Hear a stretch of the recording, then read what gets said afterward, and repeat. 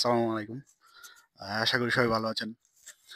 একটি কথা প্রচলিত আছে যে, আ মানুষ আ তার অভ্যাসের দাস। আর কথাটি পুরোপুরি সত্য একটি কথা। আ মানুষ তার অভ্যাস দ্বারা নিয়ন্ত্রিত হয়। একটা মানুষের মধ্যে থাকা ছোট, ছোট খারাপ অভ্যাসগুলো যখন সে আ পরিচর্চা করে, তখন সে ধীরে, ধীরে একটা খারাপ জীবনের দিকে এগিয়ে যায়। আ খারাপ জীবন লিড করে। আর যখন একজন মানুষ তার মধ্যে থাকা ছোট, ছোট ভালো অভ্যাসগুলো বেশি হয় এবং এগুলো সে পরিচর্চা করে, তখন ধীরে, ধীরে সে একটা ভালো লাইফ লিড করে, একটা ভালো লাইফের দিকে এগিয়ে যায়। আ তাই আমাদের প্রত্যেকেরই উচিত আমাদের মধ্যে থাকা আ ছোট, ছোট খারাপ অভ্যাসগুলো ত্যাগ করা এবং ছোট, ছোট আ ভালো অভ্যাসগুলোকে পরিচর্চা করা। আর আমরা প্রত্যেকে মোটামুটি জানি যে আমাদের মধ্যে থাকা কোন অভ্যাসগুলো খারাপ এবং কোন অভ্যাসগুলো ভালো। অসংখ্য ধন্যবাদ সবাইকে। আসসালামু আলাইকুম।